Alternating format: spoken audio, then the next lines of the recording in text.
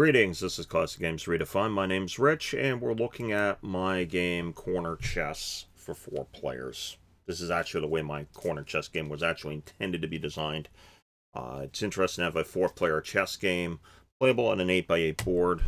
The only issue is you have to get colored pieces. And it's very possible with some of these pieces I could have used a different type, but I'm going with what's available here.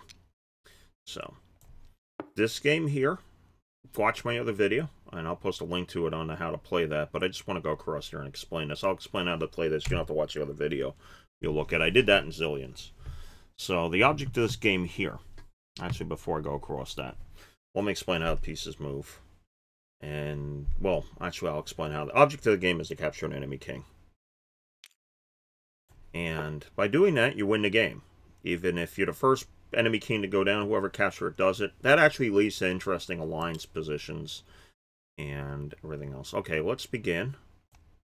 And you're going to, one person, let's say for example white moves, then black would move, then this reddish piece moves, and silver piece moves here. That was reddish, that's a reddish brown. So anyhow, let's see how these move. This pawn moves one space, like this. All of them move the same way here. Like this here. Okay. One space, vertically, horizontally, not capture. This capture is done diagonally. It's an extension of a pawn. I believe I saw a chess variant that had that. So you have that there. The king moves like a regular chess king. One space in any direction, vertically, horizontally, or diagonally. Also captures the same way. The queen is an extension of that. Okay. The queen gets to move multiple spaces in a straight line. No bending. Vertically, horizontally, or diagonally. By the way, all you need is this one board here. This just having a second board is advantageous to show that move.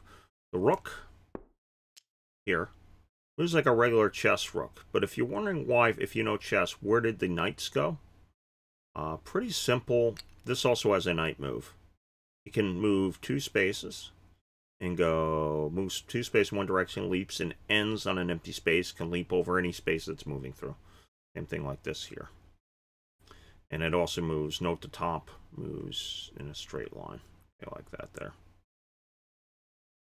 And like that there. We tip things over, so. The bishop diagonals. Goes diagonally. It also gets a knight move. 2 spaces and 1 leaping. These don't leap. They're not allowed to pass through friendly pieces unless they're leaping. No pieces. And also not allowed to move through enemy pieces, but can land on it to capture. But when it does the knight move, let's do it that way. Anyhow, you give it the ability because there's not...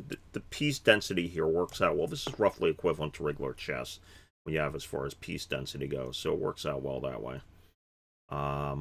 Anyhow, that's what you have there. Let's see what else you're going to have. That's it. Pawns promote. Let's set up the board. Everybody's going to take one piece. We're in the first 4 turns. There's an opening, and then there's a secondary. The opening is a placement of pieces. You're going to develop your strategy. The players are going to put one piece on the board. Within the first 4 turns, you have to get your king on the board. So, and let's say he does this here. Does this. Okay. Let's see what my height is at. I'm going to make it a little bit higher. Thing is, I make it too high, they like to tumble and fall when they do that, so let's do that. And I'm just going to, for sake of balance, do it this way. Everybody's going to be put one piece on the board. After that, you have pieces that are left over, okay? You have these. When a pawn. Okay, you see this here? The white pieces are in this corner. So, you see this corner here, this side here on the board.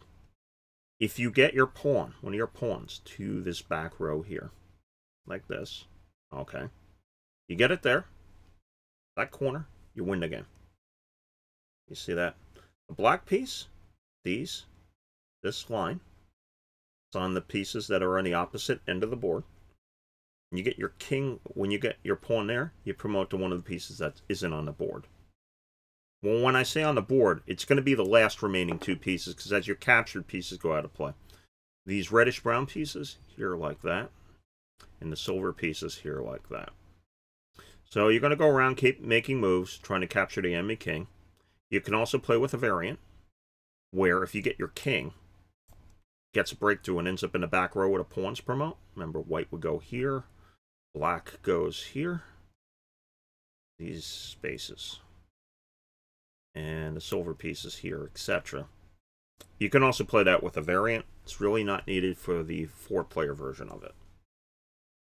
So that's what you would do in the game, and that's pretty much just simply how to play the 4-player version of corner chess. And that's it. And I do want to thank you for watching.